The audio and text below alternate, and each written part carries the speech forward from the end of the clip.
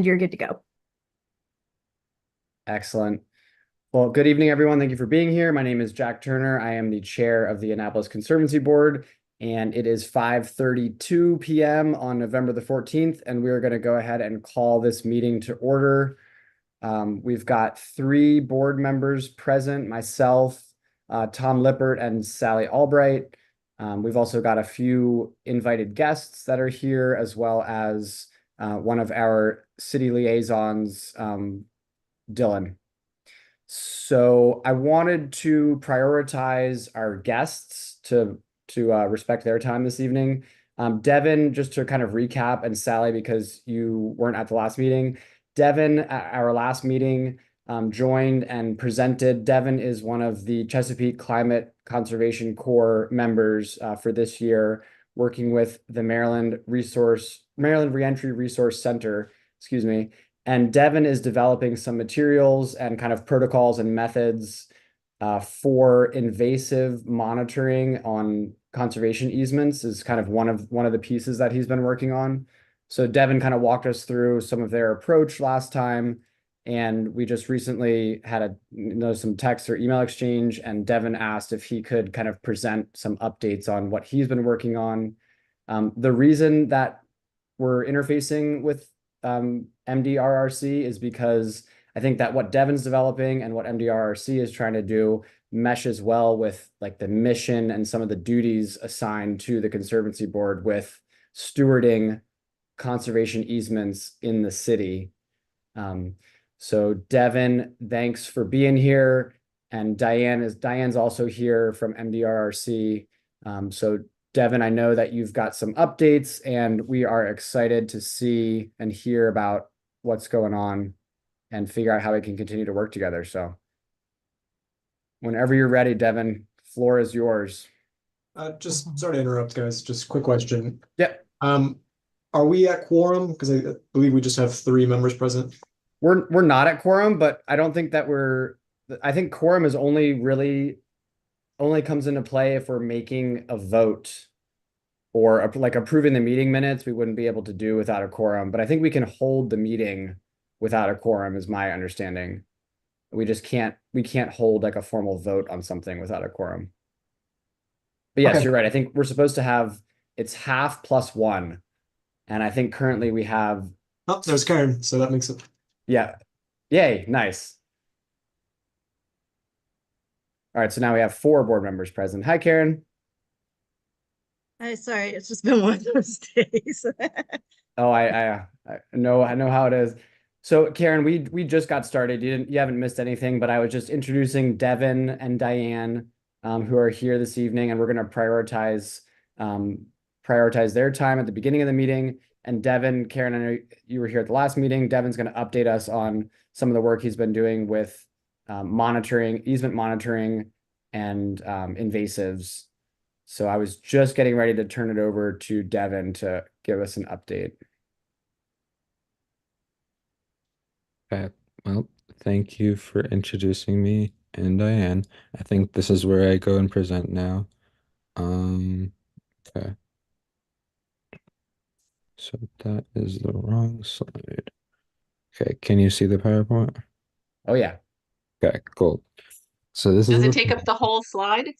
Oh, sorry. It should. Looks good to me. Okay, got it. Okay.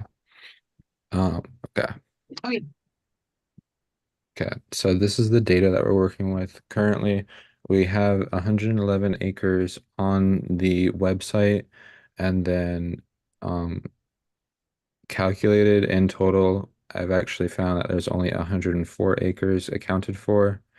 And Devin, just to real quick, when you're saying total acres, you're talking about total acres of conservation easements that are under the stewardship of the city, correct? Yes. Yes. Okay. Just to clarify for anybody who might not be as familiar. Yes. Okay. Yeah, so that's the total for the city, and I think you can see the spreadsheet now. No, you cannot. Cool. Okay. No, I think we can see the spreadsheet. Okay. Or it was up for a minute. So do you want to introduce what this spreadsheet is for anyone who missed the meeting last month? Yeah, so this spreadsheet is what I've been working on so far in conjunction with Dylan and um, Peter Browning. Patrick Patrick. Browning, yeah. Patrick Browning, Yep. sorry. Another one of our board Mhm. members. Okay. Mhm. Um, wow, I'm really not doing good this time. Mhm. So this worksheet I've been working on, it has been kind of singularity for combining everything. So this is where the plats listed or deeds listed is. It also has comments for the sites, and this is where I'm talking about the total acreage is kind of off. We're missing 6.9 acres. Um, there's also information for what ward, what watershed it's in, and if it's in a critical area or not. And then on a separate um, worksheet, there's a spot for site visits. But so far, there's only 5 out of 32 easements without plats. There's 12 out of 32 easements without deeds, and there's 13 out of 32 easements without maps on the website. Okay. And Hey, Dylan, can I just pause? I want to give a little bit more context, just for those who may not be as familiar, especially Sally, who's just joining us. So, Sally, what Devin's covering here is something that the Conservancy Board started with one of our other members, Patrick Browning, who I'm not sure if you've met yet, but we started performing a data gaps analysis because there were some questions about certain easements that we were monitoring didn't have some of the necessary like legal documents, like a deed of restrictive covenants or conservation easement plat. And so we were kind of sifting through some of the data that the city has. And Patrick Browning has a background in real estate. So he was working on putting together this like analysis of what pieces of data are we missing.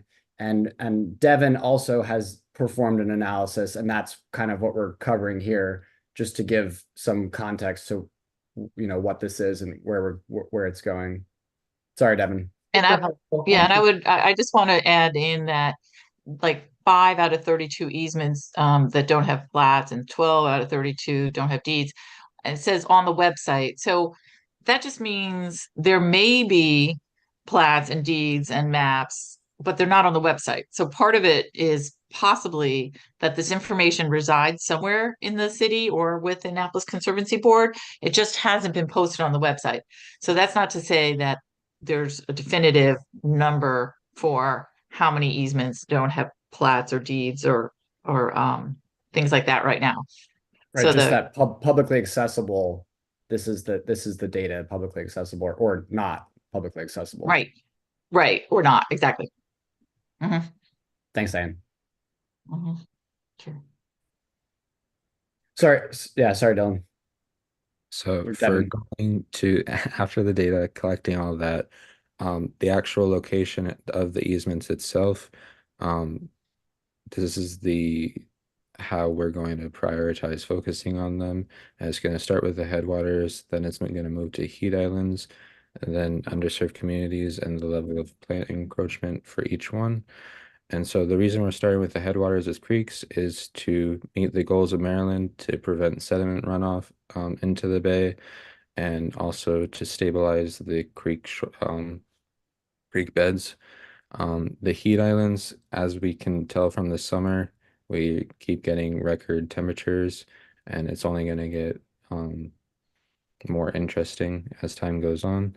So, in order to give people kind of a haven around the city, we should start planting trees around these heat islands, and then underserved communities in general should be a focus, and more of the grant type work for these urban forestry trees to be planted, target underserved communities, and the level of plant encroachment for each easement is we should be conserving the natural ecosystem value of each easement, and we cannot do that if native plants are not in the easement. And so the top 5 easements that we should be focusing on for at least the beginning is the Tucker Hill easement, the Brewer Avenue easement, the Georgetown Grove easement, the Viatar easement, and the Village Green of Annapolis easement. Tucker Hill and Brewer Avenue are on the headwaters of Church Creek. Georgetown Grove is on the headwaters of Bat Creek. Viatar is on the headwaters of Spa Creek, and the Village Green of Annapolis is in a underserved community, and it's around a pretty tree barren area. Hey, Devin, just real quick. I like the idea of prioritizing things because, as you know, we only have so many resources and this board is all volunteer. So I think, most of us work during the week.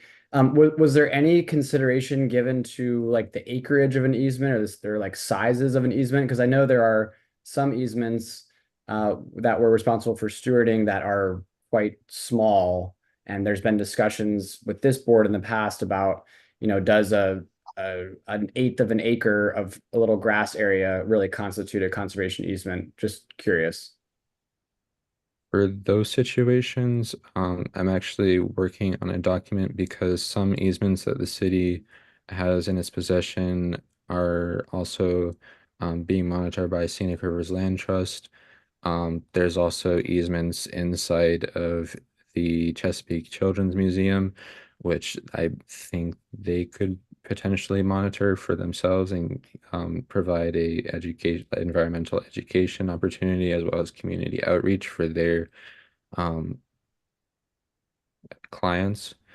And then there's also easements where they have been turned into lawns and kind of a landscape area for certain condominiums.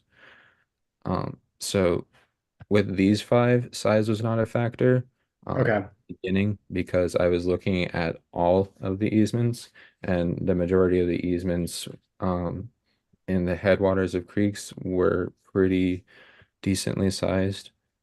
Going forward, I think size should be at the lower end of the priority list because um, if the Annapolis Conservancy Board does manage, for example, the South Cherry Grove Bridge, that is in conjunction with Scenic Rivers Land Trust, so the two organizations could focus on it together, but it's a relatively small easement. Gotcha. Mhm. Yeah, thank you. And And I think, yeah, go ahead, Diane. oh, and I was going to add, even though you didn't take it,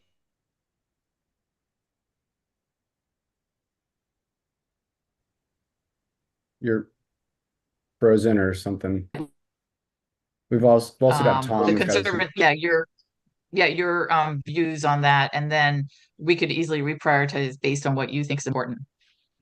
We lost you. Diana, kind of missed some of your comment there, but you were saying that you're like soliciting input from the Conservancy Board. Was that Yes. okay? Yeah, yeah. Because I think this is great. I think Devin, it sounds like you and MDRC are approaching this with a kind of really an analytical lens, and trying to consider different factors like heat islands and underserved communities, which is very important. And there's also like you kind of spoke to with the invasive presence.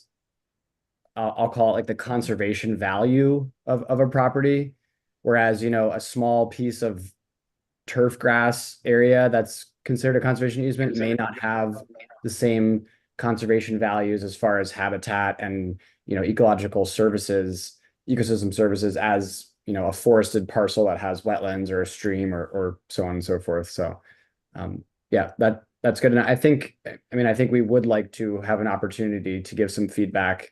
And this forum is a good space for that. And then we can also, do some email exchanges and have people provide their thoughts. But yeah, thank you. Jack, if I could for a second. Yeah, please, Tom. Sorry, you had your hand up. Yeah, thank you. No, that's all right. Just want to keep along the same thoughts. One of the things, especially with our new member, but we have assigned, in our own inimitable way, our easements, with the verbiage. Was wondering if Devin might be able to Granted, it's going to lengthen his PowerPoint, but when he says Tucker Hill, where is that on a map so that the rest of us can identify what Tucker Hill is? Also thinking that, well, this is common language to us. If we kick it up to the board or to, city council or everybody else, we're assuming that they all know where all these various names are as well. But maybe we can develop a linkage. Yeah, something like that, Devin, would be great so that we can say, yep, okay, here's what we're talking about here, and here's what we're talking about there, just so that everybody's on the same sheet of music. That's pretty much it. So in the spread or in the PowerPoint presentation, there will be a link to this that I'll send the PowerPoint presentation to everybody after the meeting.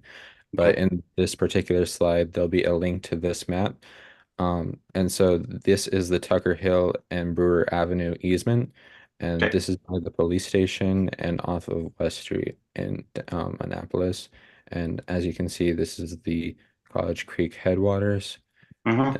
And here is the Georgetown Grove easement. This is behind Georgetown Elementary, the giant off of Forest Drive. I think it turns into Bay Ridge Right. Avenue down, but it's behind. And the thing about this is interesting because on the plats it's designated as open space or community forestry. There's two different open space here, but technically, in order for me to conduct a site visit for this one, I would need permission from the landowner to get into their backyard.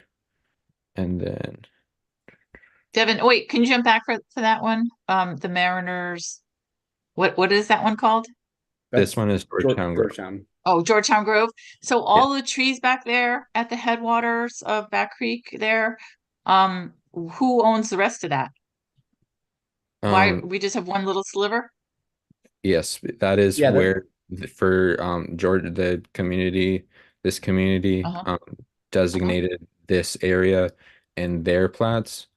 Um I am pretty so sure this is designated as potential easement in the potential easement GIS, but I can't yeah, I remember. mean, Diane, I can speak to that a little bit. The Mhm. SPCA owns a good chunk of that Oh, forested yeah, area, and then the other area to the south that's forested is owned by Anne Arundel County Public Schools.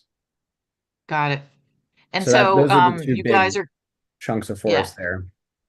and you're trying to get the SPCA easement now? Not with this board, no.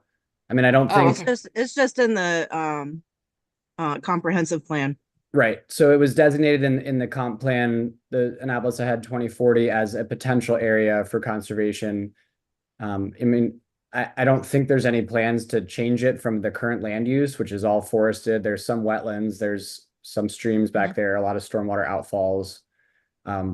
But yeah, that was designated as a potential new easement Mhm. area. I know. I was just for the heck of it looking at your mission statement, and you guys, I didn't realize this, are responsible for the outreach to get these easements happening. I thought it was really a city planning and zoning type function. But anyway, the wording of your mission statement talks about you like soliciting these easements. So just Right. keep that in mind. You might have an opportunity. Right. And thank you, Diane. Yeah. So when I became chair, I think it was almost 2 years ago now, I started to Hmm. restructure our meeting agendas with Hmm. those specific duties as outlined. And so the first one I think is soliciting the dedication of properties to the city. So that is on our Hmm. agenda every meeting that we have. And I think, with an all volunteer board, things have happened in fits Yeah, and spurts. But yeah, I'm I trying get to it. trying to make sure that we're tackling these various duties as assigned, so that we're making sure that we're bringing value to the city and to conservation for sure. So thank you. Cool. Thanks, Devin. I just wanted to see where that was also. Yeah. And then this is another priority easement. This is the Vitar easement. Vitar. It's off of Truxton Park and Tyler Avenue. Oh, almost Tyler Avenue, Hilltop Lane. And then the final one is Village Greens of Annapolis, and that would be this one. And it's around condominiums. And this one is actually forested.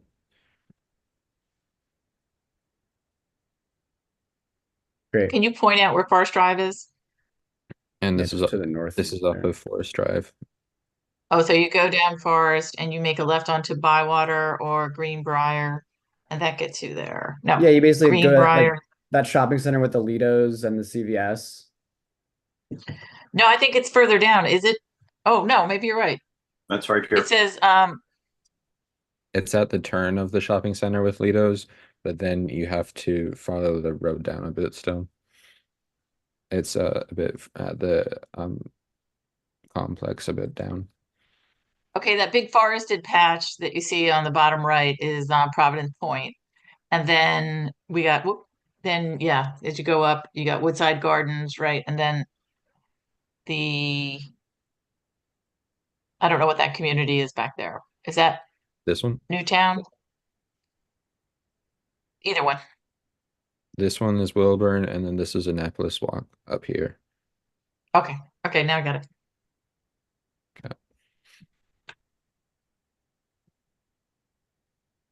Thanks, Devin. Sorry that everybody, you can tell that everybody's interested in the work that you're doing, so we all have a lot of thoughts. Oh, you're good. Thoughts are good. Okay. And then my last slide, it is about the asks, but I will go ahead and share why these asks are slightly important. So right now you should be seeing a spreadsheet. And so back after the last meeting, I started conducting site visits, but quickly realized that I wasn't able to access a lot of these sites easily.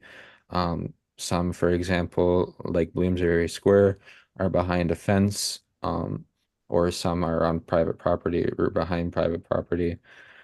So for the five that I did, there were certain motifs such as invasive plants encroachment.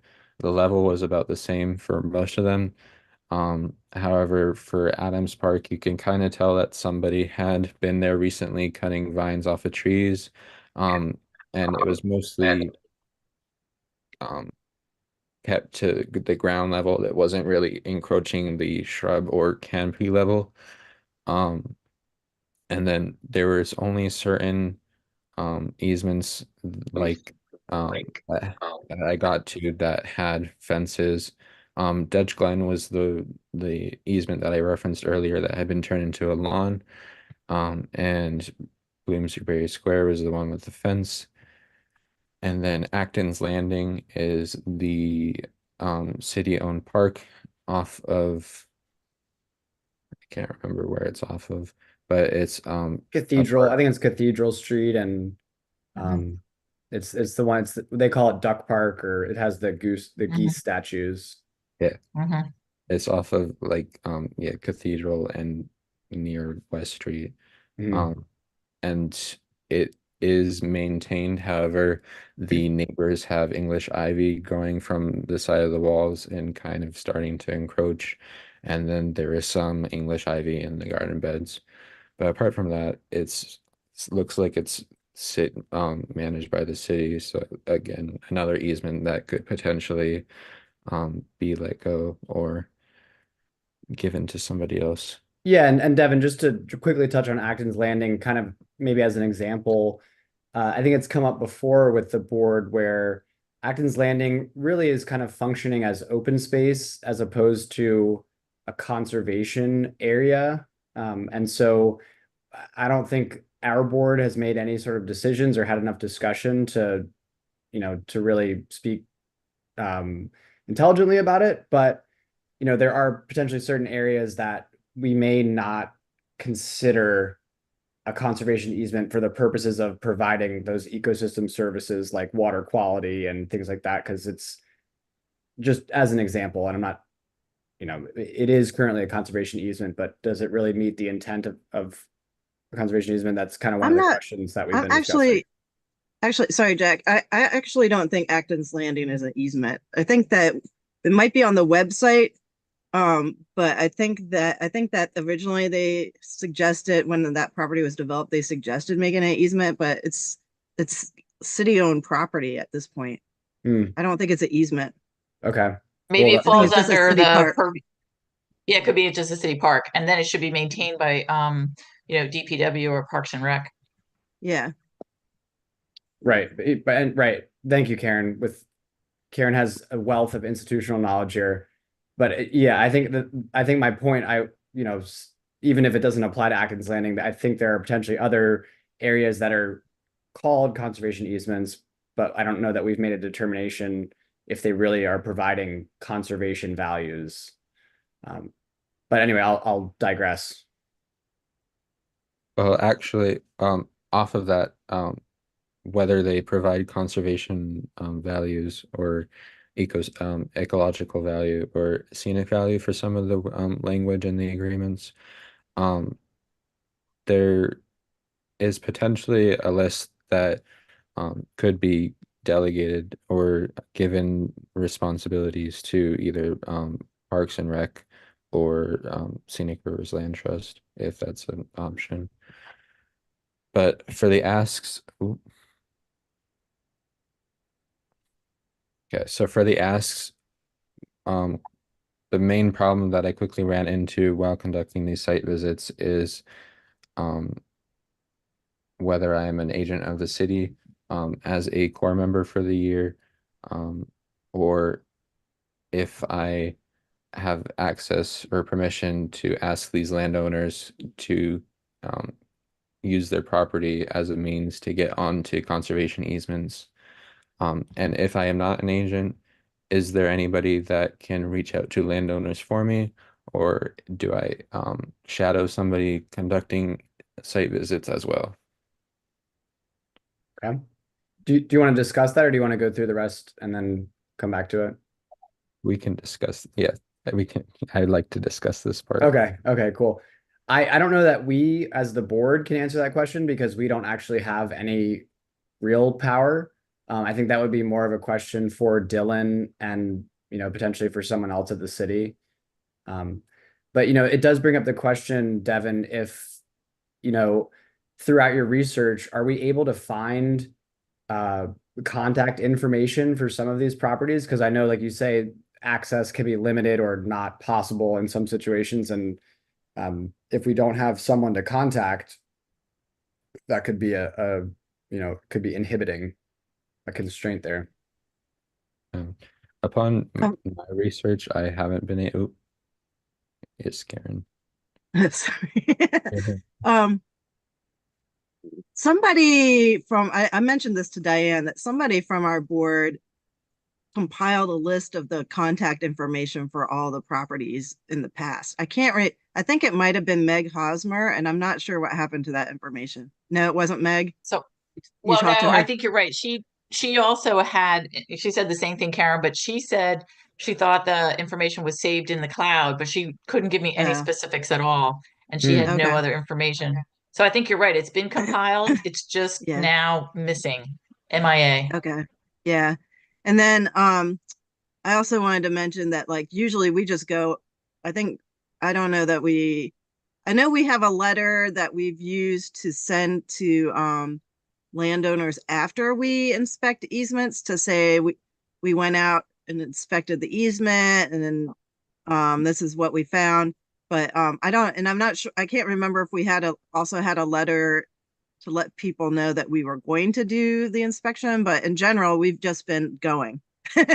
And so if it's, if it doesn't have a fence, we just go. Right. And they are pretty much all private properties because that's city can't hold an easement on its own property, and most of Right. them are city easements. So Mhm. yeah. So I don't know. I think I mean if you prefer to shadow someone, we could probably arrange for someone from the board to go with you. But otherwise, yeah, I don't know that Yeah. I don't well or if you feel better, like Jack said, if you would prefer to have a MOU with the city, then maybe somebody with the city could help with that. Yeah.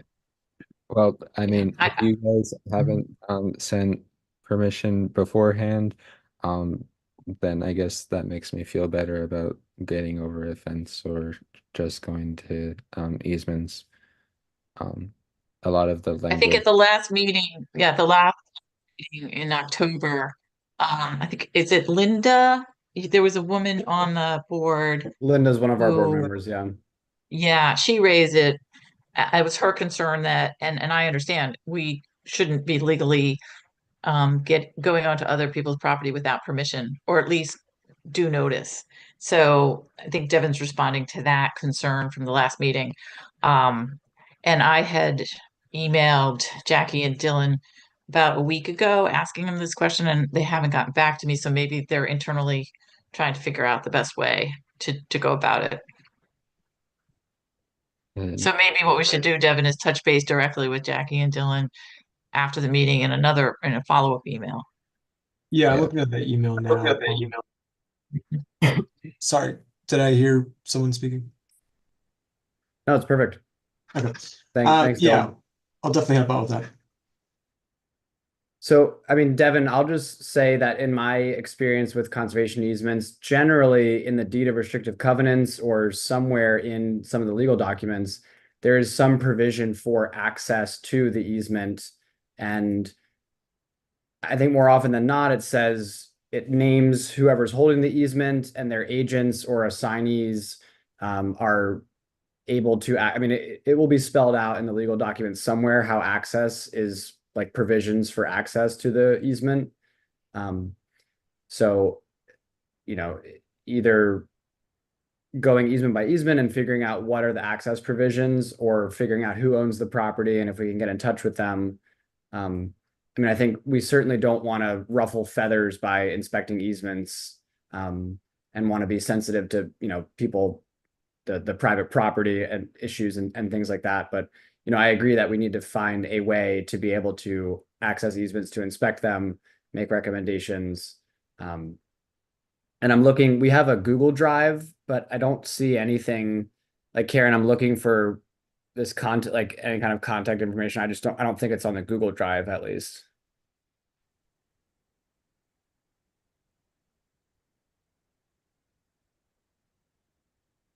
So I guess the resolution here, Devin, is, you know, I think it sounds like you can coordinate with Dylan, and Dylan, if you're not the right person to coordinate with, could maybe connect Devin with who he needs to speak with at the city as far as some sort of memorandum of understanding. If we don't need to do that, Devin, I know that you and I had talked about visiting some of the easements together because I'd like to go through the inspection form that you've been working on and see how that works. Because for our board, I'd like to, you know, get our inspection regime a little bit more sophisticated. If we can't do it this year, then certainly for next year. yeah. And I noticed a lot of the language in the deeds has agents of the city are able to go on to the like access Right. the Yeah, that's pretty normal times a language to day. include. Yep. And I wanted to know if I needed to be an agent or not. Yeah, That I leads. think that's a question I'll have to bring up with legal. Yeah. Yeah, I definitely don't have the expertise to answer that off the bat. Yeah, hi, this is Tom. Yeah, if you could definitely do that. I mean, you know, right now, Devin, you're receiving a stipend of some sort in order to be doing the work that you're doing for the city, correct? Correct. You're, Yep. yeah, okay. So as that may very well add some legitimacy to the you know, to the agent of you're a contractor to the city. So under that guise, you should be able to, you know, get some doors open for you. Now, whether that means, you know, okay, fine, this week I'm going to plan on going to, you know, this area, and they give you a sheet of paper in order to, you know, drop in the mailbox to the areas that you're going to be anticipating for just notification if the city wants to go through that notification. I think you've got a way forward. I think we just need to get the head nod from you know, from the city attorney saying, yep, okay, fine. Thanks, Tom. And yeah, just to clarify, Devin is you know, with Chesapeake Conservation and Climate Corps 2, MDRRC and not specifically the city, right, Devin? Correct. Right. I was going to mention that the stipend is from the Chesapeake Bay Trust, not from the city. And then Karen, I see your hand up. Yes, I have some good news because I just searched my email and found the list of property owner information. Yay! But Thank it you, was Karen. it was from Meg. It was an email from Meg, and it said that she filled in what she could, but it's incomplete. So, but I'll forward that to everybody. So, Thank you. Thanks, Karen. And I'll take an action to add that to our Google Drive, because for me, that's the only spot I know of where there is any Conservancy Board documents, data, materials is on the Google Drive. I don't have anything else outside of that. and I think there might also be a form letter for property owner permission, but or the follow up. I can't remember, but I'll forward both to everybody. Thanks, Karen. That leads me to my next question. If while a core member, if I can have access to the Conservancy Board's internal Google Drive or the GIS to review the easements. I don't want to speak out of turn, Devin. I personally have no issue with that. I don't think there's any. You may be underwhelmed with the Google Drive with the amount of information that's there. I personally don't have an issue with that, with sharing that, especially with the work that you're doing and how it meshes with our duties. So, speaking for myself, I would be in favor of that. I don't know if we need to, make a motion to do that. I'm not sure of the formal process for that. But I don't see any issue with getting you access to the Google Drive. As far as GIS goes, I think that's a question for the city's GIS folks, which I think is Sean Wampler. And I've worked with her in the past to get access to some of the city GIS where we were looking at some of the potential new easement areas. So, if we're in favor, I think we could connect, you could connect with Sean and she could help you get access there. But I don't think we have that ability as the board. Also, at some point in the past, when Maria Broadbent was still with the city, she was putting reports, like somehow attaching them to the parcel information and e-track it, but I'm not sure that that's still there. But you maybe could test a few and see if it looks like it might be. But is the city still using, Dylan, do you know, is the city still using e-track it? Because I know there was a conversation at some point about moving to a new system and That might be a question I for think- Brian Adams. I'm not sure. okay.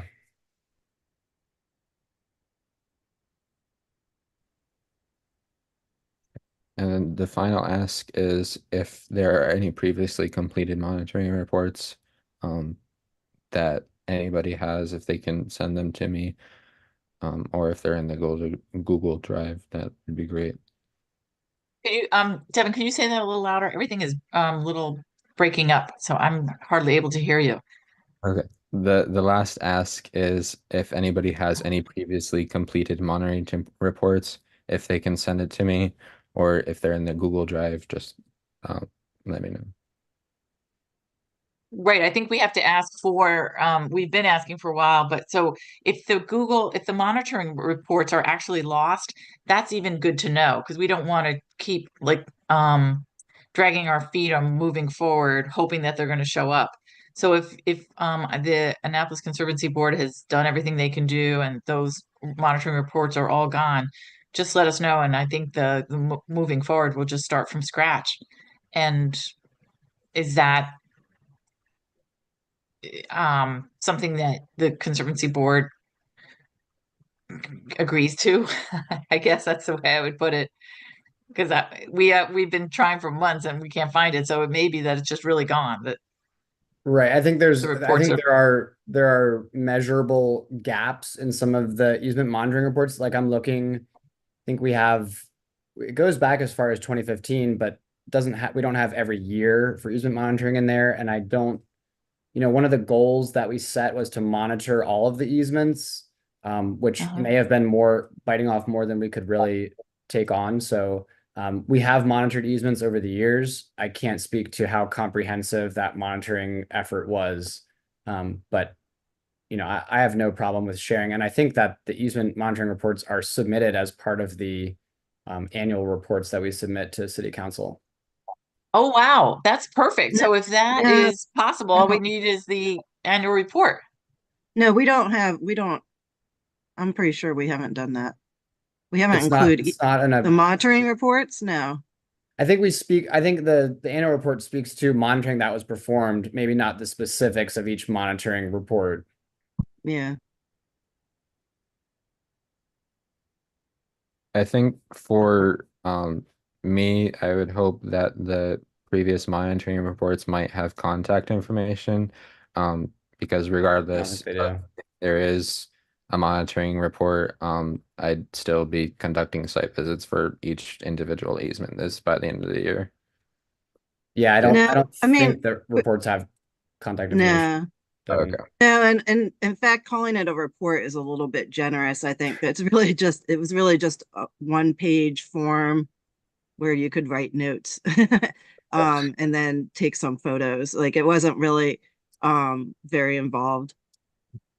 Thank you, Karen. Yeah, which is why, Devin, I've been interested in what you're working on, because I would like our reports or our inspections to be a little bit more robust without being too burdensome, because we only have so many resources and time available. Okay, so that's one of the main things to think about. Cool. Okay. And then that concludes my presentation. If anybody has any questions, comments, or concerns. But we kind of went through them Well, throughout the. Devin, thanks to you allowing us to interrupt you and comment while we went through your presentation. I would now allow anybody to speak openly if they have any follow-up comments or questions, but thank you. Well, maybe I'll just write down our action items. The first one is that we're going to include the information that we get from Karen regarding the contact information. We're going to put that incorporate it into the working document that is that spreadsheet that will circulate after this meeting. It'll be a link, a hyperlink to the PowerPoint presentation, or we can send it around separately so everyone can see it and work on it. So we just need to, yeah, assimilate all the information we're getting. So the information we're getting from Karen about the contact information will be super important. And then we're going to provide you with a form that Scenic River Land Trust has been using for their monitoring, their easement monitoring. And right now they've moved actually from like hard copies and forms, paper forms, to an application called Landscape, which is maybe cost prohibitive. It would be like $750 a year for the city. And it's probably not worth it since you don't have, there's not that many sites to do. So we would just we'll give you the form and maybe update it for purposes of the city's inspections. And then you guys maybe next meeting can vote on it and we can start maybe implementing that as a way to go forward with inspections. And then we'll try to get an MOU for Devin to work on finishing these monitoring events without doing anything that will be perceived as inappropriate in terms of providing notice or asking permission. So those are the three things I have, but I'm happy to add more to the list based on what you guys think. So as far as the asks go, I mean, I don't see an issue. Again, I think, Devin, you'd be underwhelmed with the amount of information on our Google Drive, and also the depth of our monitoring reports. Like Karen said, it's a single sheet that we fill out. It's a paper form. So I think it would be good to kind of set a goal for the board to move towards digitizing some of this data and not necessarily using a paper form. But I know in the past I've used things like Survey 123 for collecting data out in the field, And I understand there can be costs associated with things like that, but I think it would be a good discussion to have with the board, how we want to proceed with monitoring. No, I think those all sound like good action items to me, and I'm curious if anybody else on the board has any thoughts.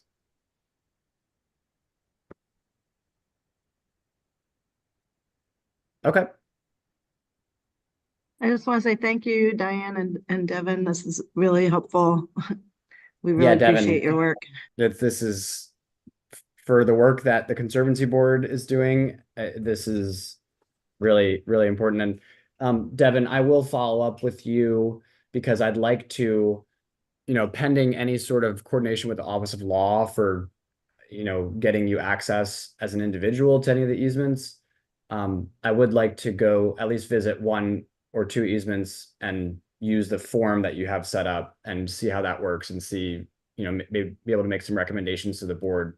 I see Dylan has his hand up. Yes, so Diane, myself, Jackie, and Devin had met up a few weeks ago to talk about a few things. Regarding when you've done monitoring in the past, if you've found that it was in a quality that was below, where the easement was supposed to be at, would you check the language and notify the holder of the easement that they were responsible for the maintenance? And if we were responsible as the city, did you notify Brian Adams in the past? What was that process like? I don't think we notified Brian Adams necessarily if it was city responsibility, but there was an issue, I think it was last year, that Trudy, who's no longer on the board, had identified. And I believe the issue was rectified with the property owner. And I think it was an issue of like a dilapidated fence that presented a safety hazard and there was some trash. And I think it was rectified by coordinating with the property owner, was my understanding. That's how I'm remembering it, at least. Yeah, and I think also like we've done it two ways. Like it's always the property owner's responsibility. But we've done it two ways in the past. In the more distant past, we had told the city and the city informed the property owner.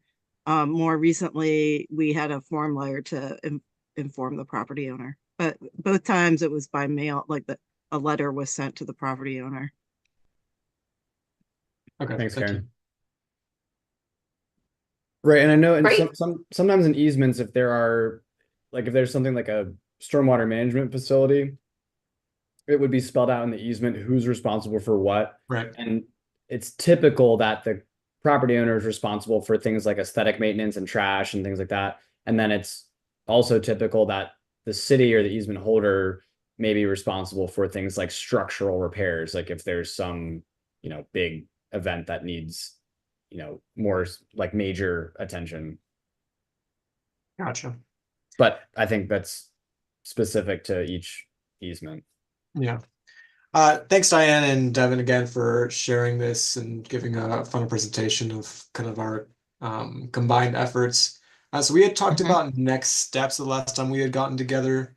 And so we were going to do a final review, but I wanted the ACB to review this before we moved on to, confirming a few of these details again. Just to summarize, does anyone have any issues with the findings here before we move on? I think this is all positive and it all, it's very well aligned with the duties of the board. Okay. Yeah, we're gonna just. All right, I'm dropping off. All right, Thank good to see you, you. Diane. See you, Diane. Bye-bye. Thank you. Yeah, so the next thing would be to just double check all the as-built and land recs and everything like that. Just to confirm that, we have certain data gaps. And then, yeah, so Devin, also, I'm gonna ask GIS about giving you access to that. And again, I'll ask legal about giving you access. Okay, thank you. Yep. And thank you to everybody too for letting me present again. Yeah, thanks a lot, Devin. And I'm sure we'll talk soon and figure out a time that we can get together. Forward to it. Likewise, thanks. All right. Well, that was great. Originally, I think we had said it was going to be like a 5 to 10 minute presentation.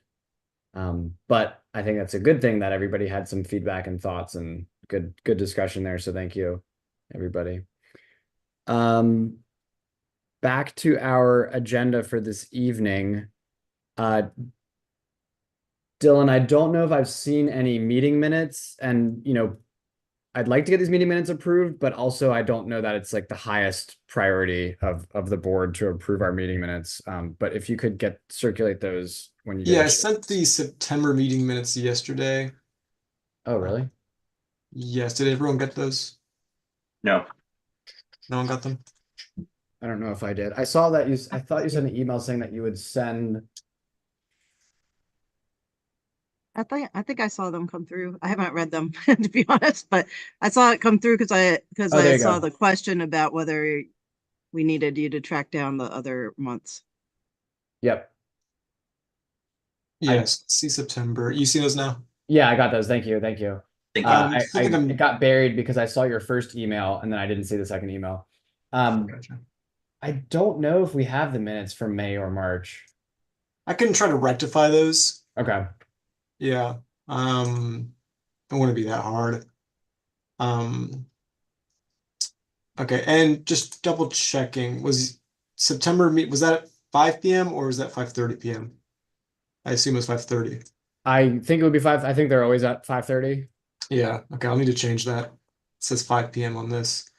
But yeah, you have quorum, so if you'd like to, review these and then obviously I'll need to make that amendment. But you can approve them with the amendment. Okay. Up to you, of course. So has everyone, I've got them pulled up now and I can actually share my screen so we can just have them up for everybody. So these are the September 12th, our last meeting. And Sally, I know that you weren't present, so not expecting you to necessarily weigh in here. Also, Dylan, this reminds me, I'm not sure who is. Can everyone see? I can see it, yeah. All right, great. I'm not sure who is responsible for the Google group, but I have I can type in Conservancy board and it brings up the members, but maybe it's something that I do. I'm not sure, but there's I'd like to get the board members updated. I think there's a couple, like Racine is still on my mailing list. Maybe it's something that I do. I'm not totally sure. I'm sorry, I'm not I exactly think- sure what you're referring to. I Is think it Google would be the city. It's like a I Google don't think- group. So when you go to, so I for don't have to email. type in every single person's email to email everyone. I just type in Conservancy board and it populates with everyone's. I see what you're email. talking about now. But I can it doesn't contact have your IT. email. It doesn't have your email, Dylan, and it has Racine's and it has some of our board members who have either stepped down or cycled off. Got I'm it. pretty sure the city was doing that, Jack. Okay. Yeah, so what you're saying is when you're going on email, you type in this Google group and it sends to. Yeah. Do I have that right? Yeah. It's I think it's through Google Groups. Right now, if I start a new email and type in Conservancy board, it auto populates with all these emails. They're just not updated. Okay. Interesting. But do you believe it was set up by the city? That's what we think. Yeah. Okay. I'll reach out to IT. They probably have control over things like that. Cool. I think I understand what you're asking and what it Thanks, is. Dylan. Yeah, it's Yeah, a of course. group. It's a group. Google group, I think, is the term for it. Okay.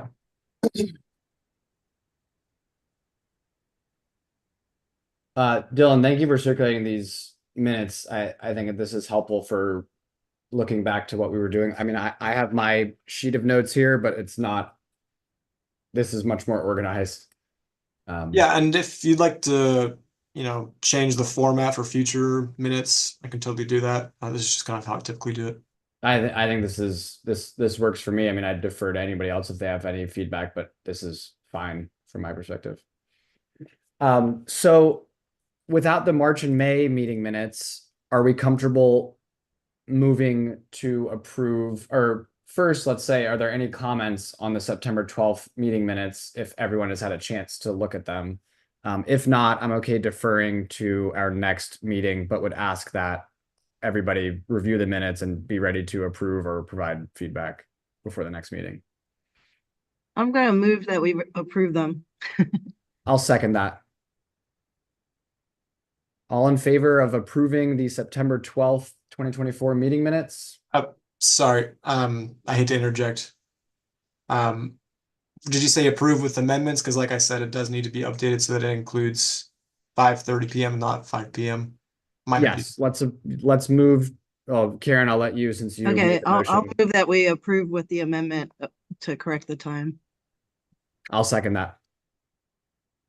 So the motion is all in favor of moving to approve the meeting minutes with the amendment to update the time to reflect the time that we've actually met. All right. All in favor? Yep. Aye. Yay. So three yays and one abstain. The motion passes. Great. I'm going to stop sharing my screen. And I may reshare. I might share this screen, the meeting agenda, just so we have this up for everybody to see. Can everybody see that? Yes. Thank you. Great.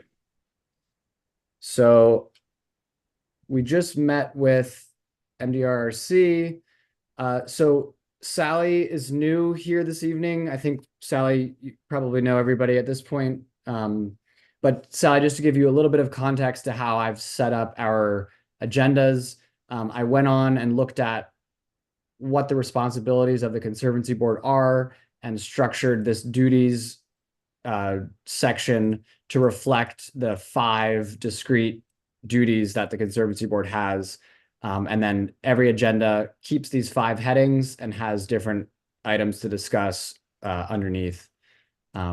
So the first one is soliciting dedication of new properties to the city, administer and managing these properties, encouraging preservation of sensitive land, implementing goals for water quality, and providing for development of additional recreational resources.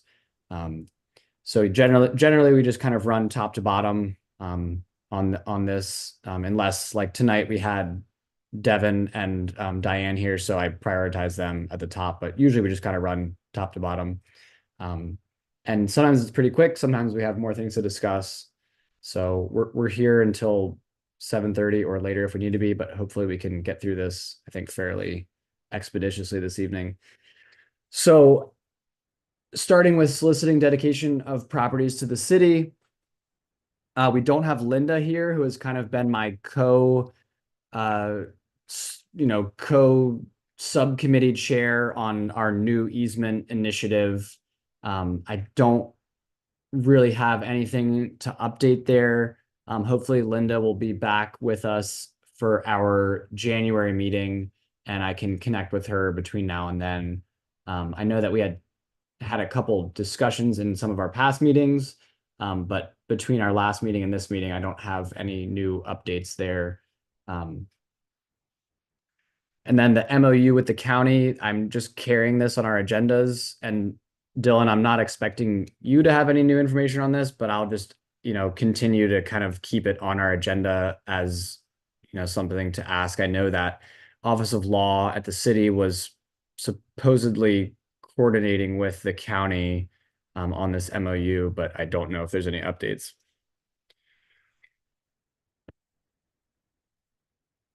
Yeah, I don't have any information on that. Okay.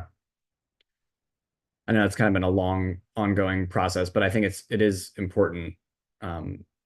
So we'll keep it on there. So administering and managing these properties, we just talked with Devin and Diane. I think it's really important the work that Devin's doing. Really nice to have him as a resource with being very focused on this as like a job, basically, which is really helpful. We talked a little bit, Devin touched on the data, what we call the data gaps, which are where it seems like we don't have information. I don't know, and Dylan, I don't know if you have any insight here, but as far as what's posted on the city website, my understanding is that that's really what is available. I'm not sure where we would go to look for other information. But my understanding is that if it's not accessible through the city's website, it probably doesn't exist. And I'm not sure if you have any insight or ideas where other places we could look to try to find some of these missing plats or deeds or whatever it may be.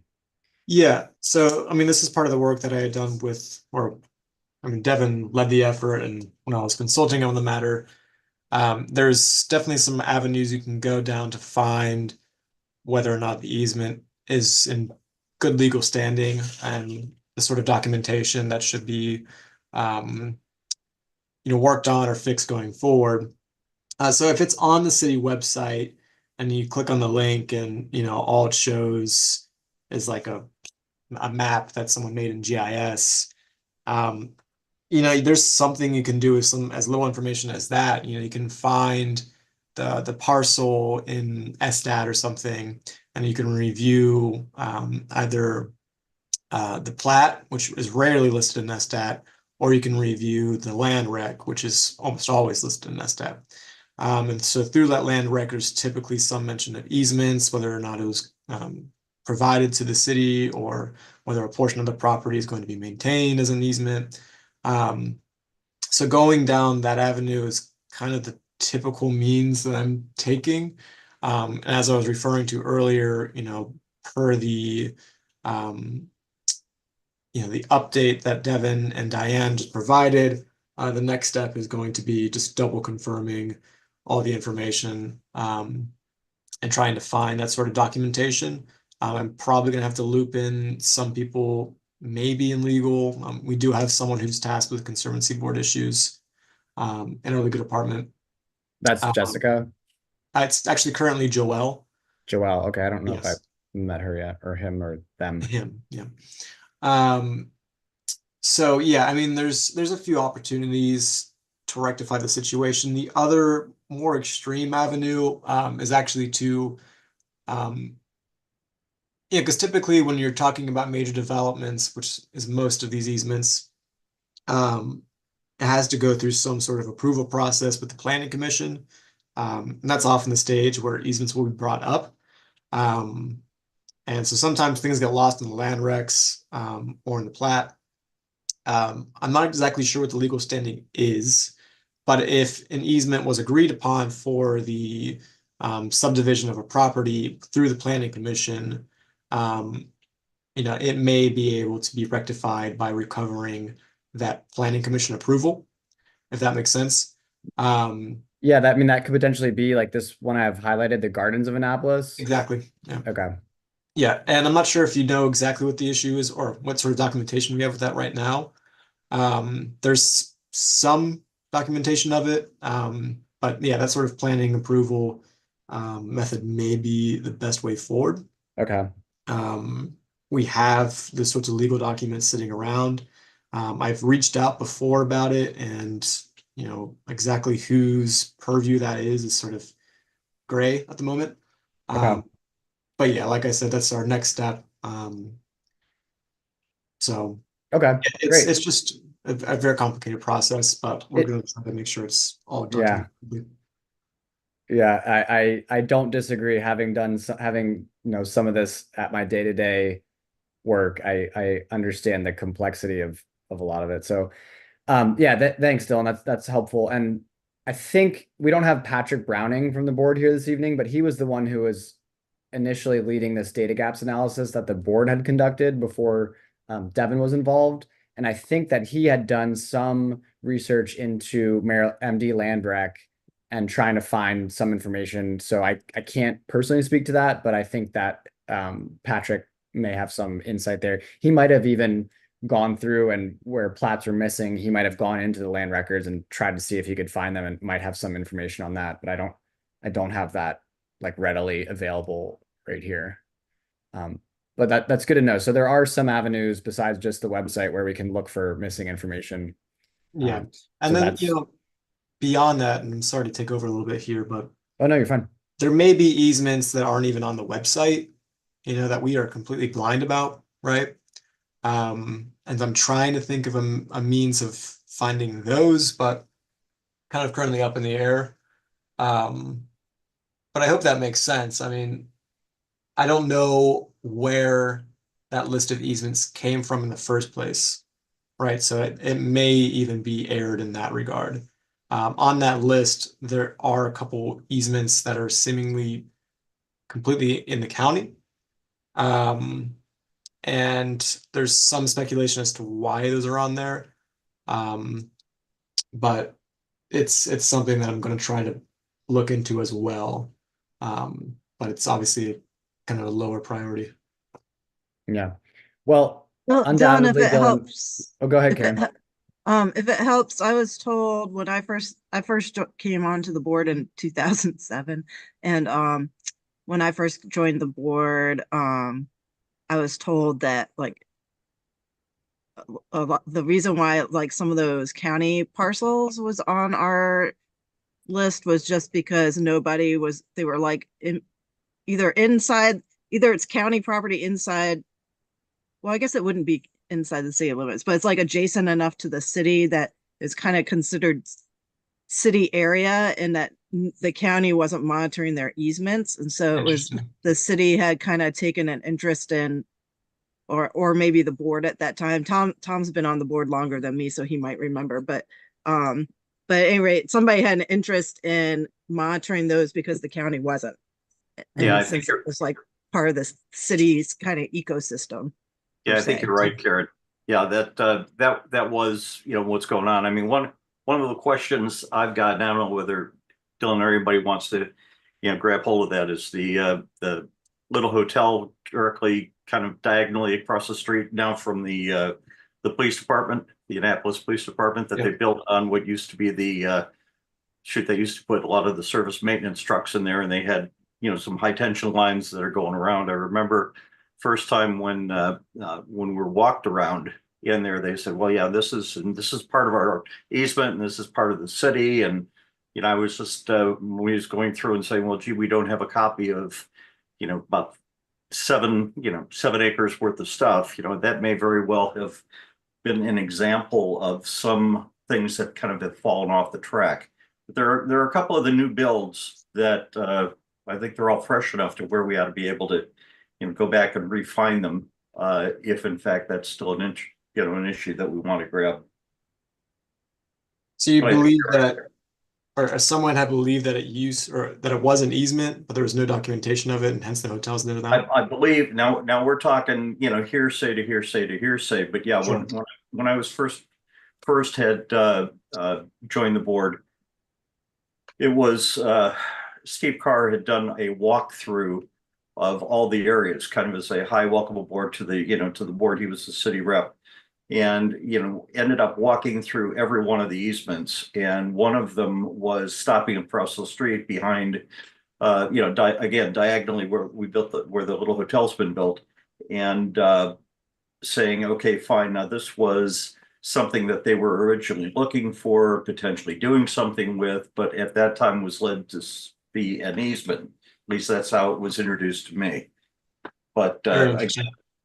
not showing anything since then, not hearing anything. And there have been some hiccups with planning and zoning and us, and making sure all the information was a straight flow through, that been working on for a while. But I mean, there's the the little housing community directly across the street with the 4 houses there. And there's just, again, it's like Annapolis, little bits and pieces of stuff that are out there that kind of came from somewhere, or in this case came from empty land. But what was that empty land called before, all that building went on? So it's just, there are little pockets of leaks that Yeah, that definitely. are out there. Yeah. And like for the sake of continuity, right, for what we're doing here, if we were to leave some of these ones alone that we're lacking proper documentation of, could eventually in 20, 30, 40 years have no memory of and no documentation of, and eventually it gets developed, even though we, as current city folk know, should be Correct. easements, right? So we can't let that Nature happen. abhors a vacuum. You're right. Yeah. Yeah, it's a good point. Good discussion. So I mean, I think the resolution here is we'll have Patrick back hopefully at our next board meeting. I didn't actually hear from him, so I hope everything's okay. But I'm curious to see what else he had a little bit more depth, I think, with exploring some of the data gaps and missing pieces of information. But I think this is clearly an ongoing, longer term effort for the board. Okay. If there's nothing else there, we can move on. I'm sorry, can I just add something really quickly? Sorry. Um, my dogs are also pestering me, but I have boxes of documents that came from Jay Baldwin, who was chair for many, many years in the early days, that if there's somebody at the city who would like to go through those boxes and see what's in them, I would happily hand them over to somebody, get them out of my basement. So Sorry, you said boxes of what exactly? I don't know. There are documents. Some are, there's like meeting minutes. There's plats of things. I don't know. Like somebody would have to go through and figure out what, if anything, in it is important or valuable to keep. Yeah, Dylan, I think that part of Jay and Steve, we're kind of joined as far as being able to have the entire history of this stuff, in the back of their hands. So there's probably just a plethora of information that's locked in there. So it may definitely worth not just losing it, but if there's somebody who can take a look at it and say yes, no, maybe, but at least then we've got the continuity. Anyone got an intern they're looking to give some work to? Hey, that'd be, yeah, works for me. Yeah, And Karen, that's definitely worth redoing. Okay. Yeah, and Steve Carr is still around. I mean, Jay Baldwin's unfortunately passed away, but Steve, and I don't know, I think he splits his time between here and Florida, but he's around sometimes, so we could maybe, if we need to, we could always try to tap into his knowledge. I don't know how much he remembers or not, or doesn't, kind of like with Megan, that Diane was trying to get info from before, she couldn't really remember, but so, but there's that option anyway. Thanks, Karen. Yeah, and I wonder if it's something that we could potentially approach Devin. I don't know what his future plans are. I mean, with everything that he's got going on, but he may be able to help sift through some documents and make sense of some of it if that's something we're interested in.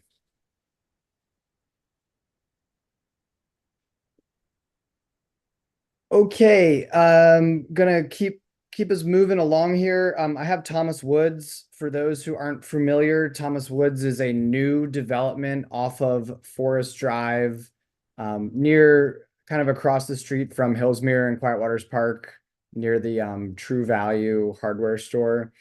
It's like a set of, not sure exactly how many units, just a few units, townhouses, I think. And this came to us from the city's Office of Law when they, I think, approved all of the final permitting for the project. And there are 3 discrete conservation areas on the property. Patrick Browning and I visited Thomas Woods before they really started developing it and weren't able to actually figure out where these conservation areas were. But now the buildings are all built and it looks like it's quite close to being done if it's not actually completed construction so far. So I would like to set a goal, and I'll take this on, but I'd like to get out to Thomas Woods before the end of the year, identify those conservation areas, and do an inspection report of those conservation areas. Because this is a new one. Just want to make sure that we've got, we understand what it is as far as conservation easement areas, and document that because it's new, and I want to get it on our, into our database and get onto the Google Drive. So I'll take an action before the end of the year. Thomas Woods 2024 easement inspection. And Dylan, I don't know if you would have the answer, but as far as going on to this property of Thomas Woods, obviously it's privately held, but from what I have, the documents I have, I think it provides the city and its agents access to inspect the conservation areas. So I don't know if there's any like specific procedure here, or if I can just go and walk around. I know it sounds, yeah, that's what I plan to do, but not sure if there's anything more formal that we should be considering before doing an inspection at a new conservation easement. Yeah, I mean, I'll expose my ignorance. I'm not exactly sure what qualifies as a city agent. I'm not sure if a board chair qualifies as a city agent. And I'll have to check the language. You're saying these conservation easements are posted on the standard sheet or the standard list online? Yeah, the Thomas Woods one, and I can forward it to you, but it came from Office of Law, Thomas Woods. New Conservancy easement. This is from last year. New Conservancy easement being processed by the city. It's just on the city's like kind of standard template. Okay. It says, and it names the Annapolis Conservancy Board. So I think that we're Yeah. probably fine. The city, at reasonable times and in a reasonable manner, have its employees, contractors, and agents enter upon each conservation easement area to monitor and enforce compliance with the provisions of this easement agreement. So I think that includes, that paragraph doesn't explicitly state Conservancy Board, but the next paragraph does. Interesting. Yeah. Could you just send it to me? Yeah. Yeah, thank you.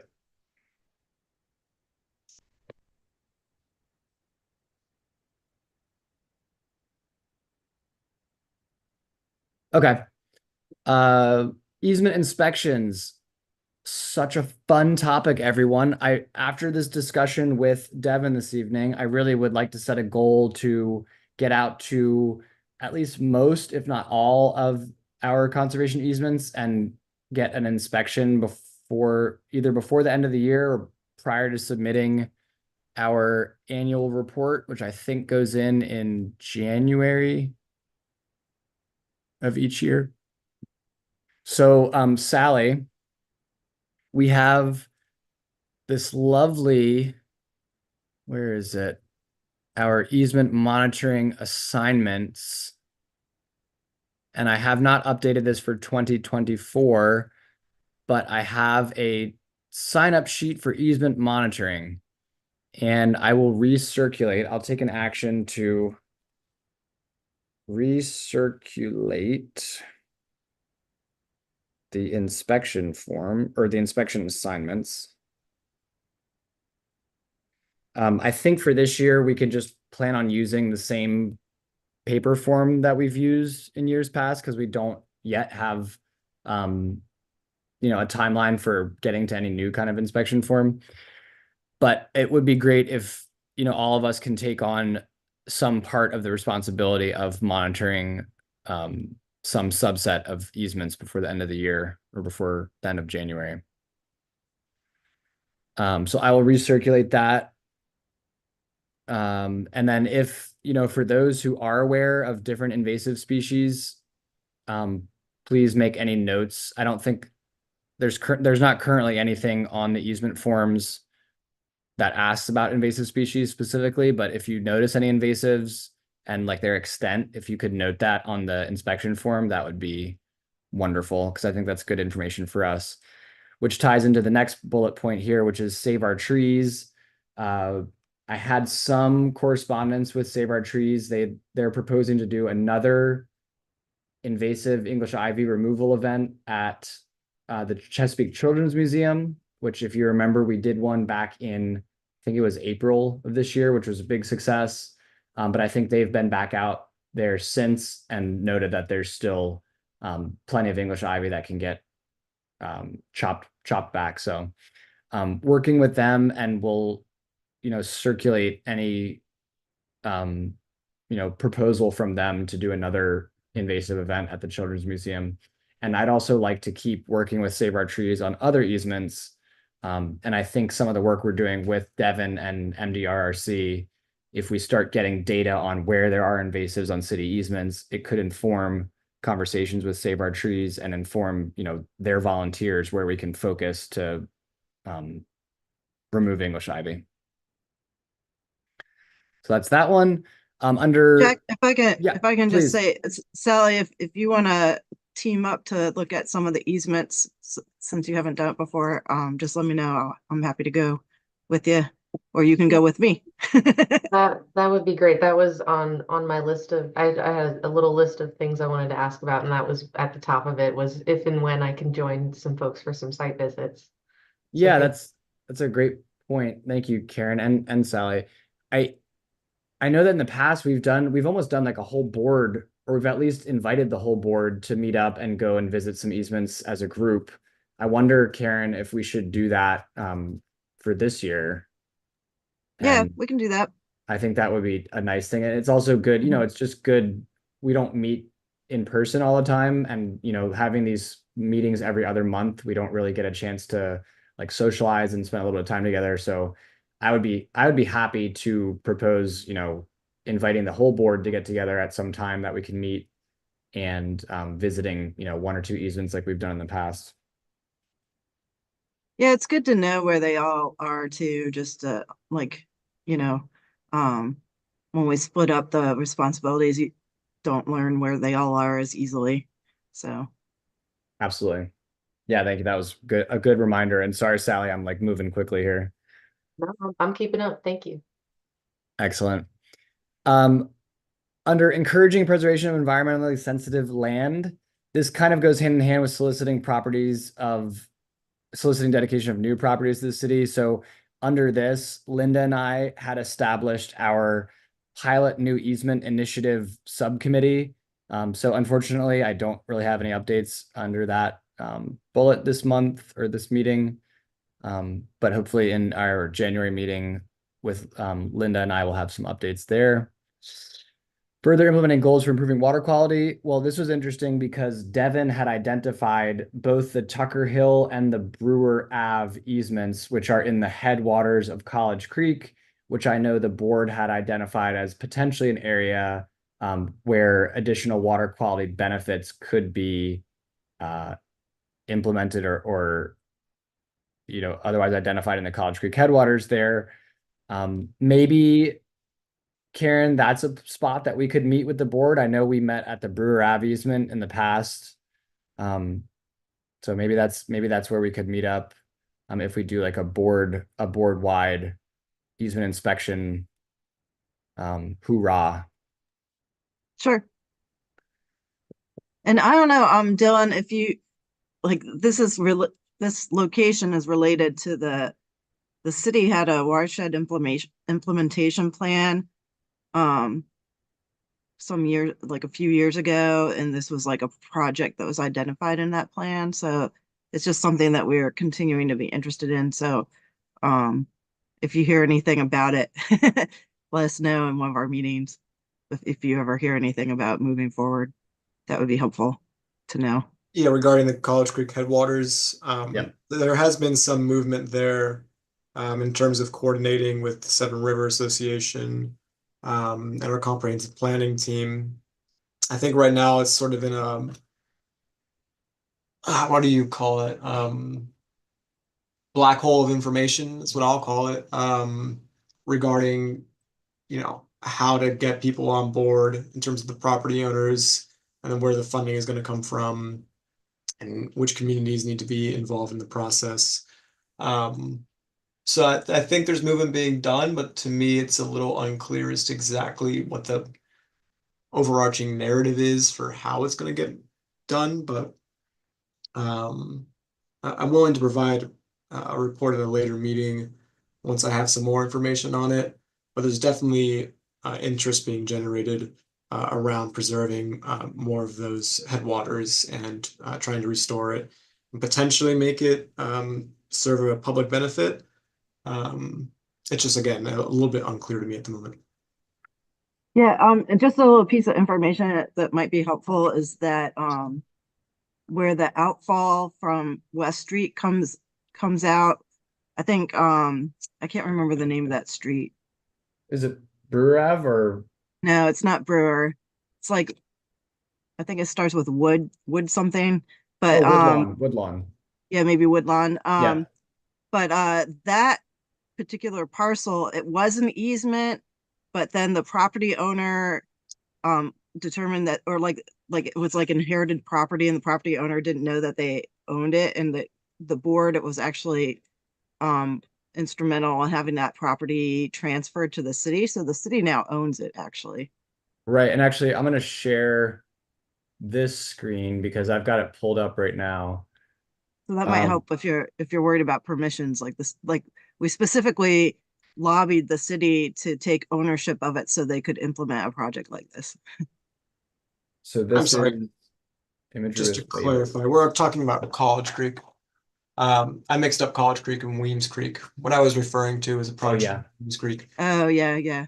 Are Yeah, we this is College referring, Creek. yeah, are we referring more so to the project for Robert, was it Robert Eats Park? They're hoping to put in. No, I'm not No, sure. that's I over don't know. here. Yeah, I I'm think Pretty not that's sure sure over if you're here. anybody's saying, doing anything with this project at the moment, but it was in, like, there was a whip report done by I think it maybe WBCM wrote it. I don't know, it was For AECom. oh, maybe it was AECom. So it's these two. I'm not, It's what is no, it? I These don't think it was AECom, but I'm not 100% sure. But anyway, um but yeah, they identified projects that the city could do, and this headwaters of College Creek area was one of them. right, and then this property has been now conveyed to the city. So there's actually two parcels here. This is one of them, and then this is the other one. They're both, according to SDOT, as You're city. not sharing your screen. Oh, I hit share and then I have to hit share again. Hmm. So this is what we're talking. So this is the police department right here off of Taylor Ave, and here's West Street and the Brewer Hill Cemetery. So it's off of, I think this little stub is still Woodlawn Ave, but it's this parcel which comprises these kind of three separate areas, and it's this piece, and there's a huge like 60-inch outfall right here, and then it goes into kind of this is where College Creek starts. It's all piped underneath Homewood, and then it comes out here. It joins another kind of small tributary here. It goes underneath Taylor and comes out over yonder. So that's kind of the area that we're talking about, is these two areas owned by the city of Annapolis. So anyway, I think Karen, your point there was just that if anything comes up about College Creek headwaters, that we would request to be kept in the loop. Yeah, yeah. And there's another easement. This one, the Brewer Ave easement, this is on private property. It kind of runs, I think the shed is actually technically in the easement area, but there's like an easement that runs like back over here on this private property. And then the Tucker Hill easement is kind of this area. So that's another question, like potentially for Devin, is that Tucker Hill easement that he was showing us is on city property. So there's some question there of, can the city be holding an easement on property they own? Yeah, that's a good question, because technically they can't. Right. Yeah, and then that goes back to the other question I was asking a little bit earlier about the new construction in your upper right at about the 1 o'clock level. Yeah. Yeah, these houses here and this hotel. Yep. Yeah, thanks, Tom. So that's just one area that we've identified, and it sounds like we could go as a group and invite the board to meet at the Brewer Ave easement and do an inspection together there. Sally's initiation. Okay, let me see if I can get this right this time. Let me share this. Share. There we go. Under our last duty, providing for the development of additional recreational resources for the city, I had circulated the new language for the Kingsport easement and, solicited feedback from the board. I don't have a great pulse on like the timeline here and what Office of Law is doing. I just haven't really had a chance to coordinate further with them. I did read through the language and they highlighted or redlined things that had changed. And I know Karen, you had some comments. I think Tom had some comments as well. So I will make sure that we get those like consolidated and forwarded to the city. I have not had a chance to do that yet. And I know Jessica from Office of Law was looking for feedback by, I think, yesterday. But I'll still, regardless, get those comments over to her. Yeah, just to elaborate, I'll try to be brief, but just to elaborate a little bit on my comments, like because we have had issues with the Kingsport community in the past where they've wanted to like really seriously do active recreation in the easement areas, like put in basketball courts and dog parks and things, and we've said no. So that's why I was a little bit concerned about opening the door to that. Yeah, Even though, like, I understand that this area that where they want to do the work now is kind of a different beast, and really needs some like it's been an ongoing problem that there's no drop off area for the kayakers, but I don't know. I just thought we should be thoughtful about that. That's all. I think no, that was a really good, like intuitive comment that you had about, they're saying that there's these temporary impacts, but do they provide like an end? When are the temporary impacts rectified into what they were before? How are things, being maintained going forwards, and right, not opening the door for additional development, however, whatever shape that takes in the future, and maintaining as much as possible of that area as conservation, like undisturbed forested property. Yeah, and my thing here has always been balancing the needs of the city and its residents with the needs of conserving the environment. And from what I read in the easement language and the figures mapping that was provided, it seemed pretty minimal as far as impacts go. It didn't really seem like it was breaking up any of the big conservation areas. It seemed like it was responding to a need for providing public water access and recreational resources. So for those reasons, I thought, I was more or less okay with the language that was included. But Karen, I hear your comment, and I think it's a great comment. And I will, on behalf of the board, forward those comments over to Office of Law.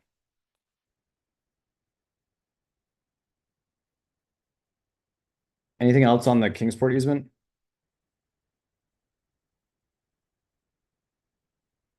Cool. And then I had Hawkins Cove and the Truxton Connector Trail on here. Dylan, thank you for reaching out and soliciting a letter of support from the Conservancy Board. I know it was kind of time sensitive, and I was actually able to get concurrence, I think, from the board. So interested to see how that turns out. I know that Dylan, I think before you were with the city, we had talked a lot about Hawkins Cove and, some form of an easement there potentially. And I know there were a lot of ideas for Hawkins Cove and what was going to happen there. Haven't really heard much recently. I thought the city had some grant funding for design, but it hasn't really been a topic of discussion recently. Dylan, I don't know if there's anything that you can provide on Hawkins Cove updates, but yeah, I mean, I can just like brush up on some of those details. Okay. I can understand why you believe that there was going to be grant funds for Hawkins Cove. We had been given a fairly confident statement that NOAA was going to be providing some funds, and then kind of seemingly out of nowhere, they're like, oops, never mind. That's what I've heard. That was before my time. And then regarding, this application, to the Maryland Green Space Equity Program, it is just really for the trail, to improve it and provide more access to lower income communities in the area. I think it would be stabilizing some of the pathway. Most of it is in the Vitar easement. But yeah, you're right. As far as I'm aware, there's no proper easement for Hawkins Cove, although I believe it's owned by Haka. It is, yeah. Yeah, so it's kind of a tricky one. I know there's other applications that are being put in for the proper restoration of Hawkins Cove. I believe I can't exactly remember the first application, but it's going to be part of a broad application to the EPA as part of their community change grant. So we're exploring options to fund that project. But nothing is confirmed, and I haven't received any updates since we've sent in the application for Maryland Green Space Equity. Okay. Yeah, but Okay, for thank being you. Yeah, I know that at some point there was like a lot of momentum built up behind Hawkins Cove, and we were talking about it at every meeting and even between meetings, but it's been kind of quiet recently. So makes sense that there's less to discuss there because there haven't been any, sounds like really substantive updates. So all right. I have a couple other, I didn't have a chance to add them to the agenda, but under updates and new business, and then I will turn it over to any other board members who have any updates and new business. Under new board members, welcome, Sally. Thank you for being here. I think, I'm really excited that you're joining the board. And I think with your background, and you've been in the city a long time, you have really strong understanding of, environmental, the environment and conservation, all these things. So I think that you're going to really bring a good perspective to the board. Really happy to have you on board. I did talk with Aaron McCready today, who's one of our other suggested or recommended board members, and he went in front of the Environmental Matters Committee today. So hopefully by the time of our January meeting, Aaron will also join the board, and Aaron's going to come to us with, also a breadth and depth of knowledge about the environment, conservation, and easements. So that will be great. I hope that Aaron will join us for our next meeting. A couple other quick things, and then I'll turn it over to everybody. Dylan, you had mentioned working with Severn River Association, and I know that they've got their Severn River Action Plan that has come out now, and they're really touting this, which I think it's a great document, and it's kind of serving as a blueprint for some restoration on the Severn. Their number one priority watershed is Weems Creek. So it sounds like, Dylan, there's already been some conversations or kind of in progress talking about Weems Creek with Severn River Association. I would just reiterate that if there's anything that, the board should be aware of, that we would be, happy to be kept in loop with those conversations.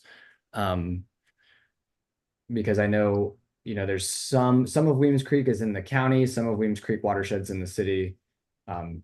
So we'll just stay tuned for that.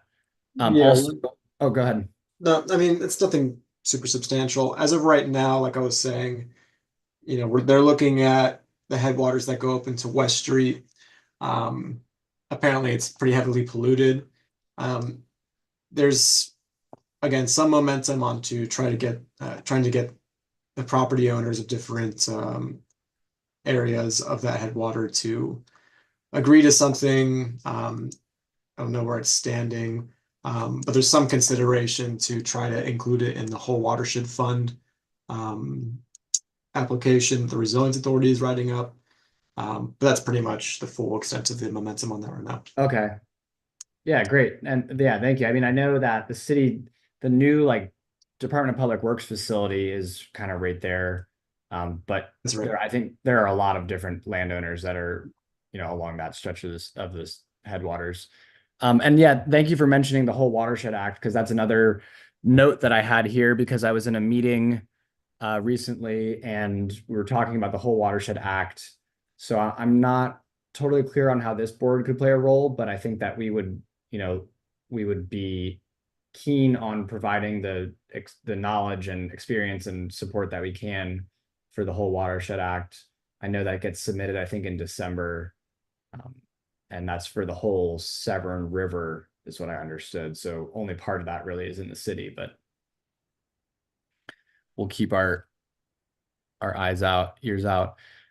We got the board comments from the Kingsport easement, talked about coordinating with Mary Ann and Save Our Trees. talked about Aaron McCready. So that is all that I had as far as new business goes. And I'm happy to turn it over. If anybody else has any other comments or questions, please feel free to chime in. Hey Jack, this is Sally. Just a couple of quick ones. First of all, thank you so much again for letting me be a part of this, everyone. This has been absolutely fascinating, and I'm so excited to be a part of these meetings moving forward. Quick questions for you. Google Group access, you said that was going to be something that would be an action item at some point. Is that right? Yeah, and I think, and Karen seemed to share that it's something on the city's end to get you Okay, connected to the Google Drive. great. I certainly don't have, I have access to the Google Drive, but I don't own it, so I don't think I can share it freely or like give you unfettered access to the Conservancy Board Google Drive. That's cool. So that just goes into my next quick question, which, we talked about a couple of solid foundational documents like Annapolis Ahead 2040s and now the Severn River Action Plan. And I was wondering, are there any additional documents or resources that I could be referencing just to kind of catch up on some of the institutional knowledge here? Or do you think just my participation, getting involved with site visits and I'm very interested in that new easement subcommittee, if there's any room in that. With my Yeah. background in outreach, that's my jam. I'm really excited about that in particular. So, yeah, that's just an open question of if anybody has any suggestions for things that I could be referring to catch myself up.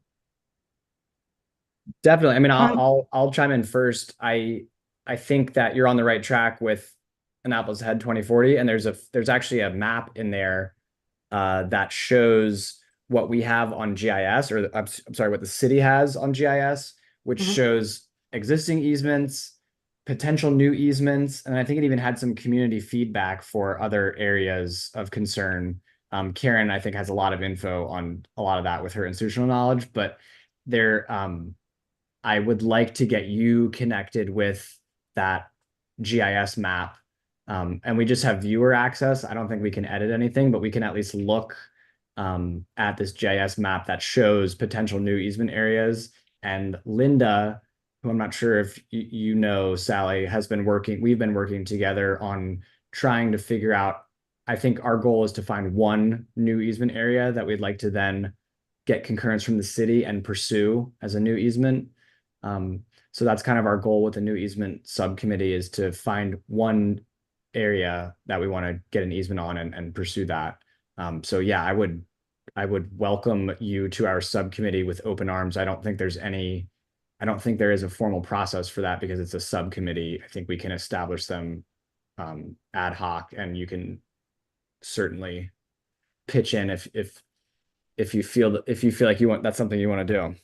Yeah, for sure. At the very least, I would love to learn more about it, and of course, if I can tag in and help in any way, I'm on board. And I love a good map, so thanks in Cool. advance for sharing Yay. that. So yeah, Um, I can take the action to try to get you connected with the GIS map. And then Dylan, if you could take an action, I think it's through MIT. Is it MIT? Yeah. Whatever the city's IT services. I know they're like getting renamed or something. There's some sort of proposal to rename it to something else. I think it's MIT. I don't really know. Okay. It's But yeah, changed but so many times. Sean or someone at the city who could get Sally access to the Google Drive and then help us to update the current slate of board members and get off, the board members who are no longer on the board, to remove them from the mailing list. Yeah, for sure.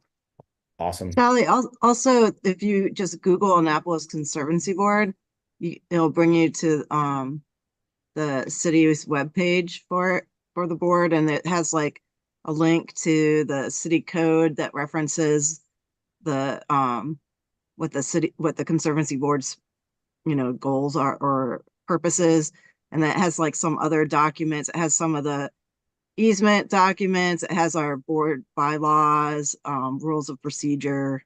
So that might be a good resource. Great. Yeah, thank you for that. Thank you. Yeah, Karen. I'll dig further into that webpage for sure. Yeah, Karen, I think your original thoughts too with having Sally join you, or and Sally, your enthusiasm, I think, is wonderful, breath of fresh air that we all need. And you might benefit from going through some of the boxes that we have from Jay Baldwin from the past. I think she might be able to take a look at it and saying, well, what's this, what's that? But that would give us a good way to cross that bridge that we've kind of had sitting there for a while. Yeah, once I get more familiar with what is important, I would be more than happy to help with that exercise. I truly would. I think that would be interesting. I like going through boxes. I like digitizing. I like doing that kind of work. So if that is of use, and I catch myself up on what are all the important documents and what do they all look like, then certainly be happy Yes. to. Yeah, sometimes you need to go back to Ref A. I don't know, Jack. I think she would be a great asset for that. Coming in with the right attitude, and it would provide your Ref A to a number of the things that you're going to be seeing as you go through. Because we kind of pick up mid-paragraph, mid-sentences in an awful lot. And we are still, a wonderful city unimpeded by 300 years of history and tradition, but you've got to go back some in order to find out where the thoughts were. And that would be a good opportunity, I think, to do that for you.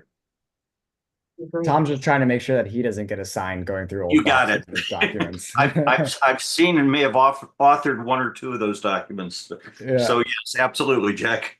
Yeah. But I think she's got the right And if attitude. there's one thing I know about Sally, because I've known Sally personally outside of environmental stuff, but there's one thing I know about Sally, there's nothing that she can't do, and there's no task that she will like shy away from. So Sally, I'll just reiterate, we're all very happy to have you, and looking forward to being able to all work together. So I'll follow up, and we'll try to plan a time that the whole board can get together and visit one or two easements together and go through the inspection form, and just have a chance to connect.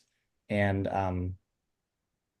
yeah, that all sounds good. I have nothing else. So, as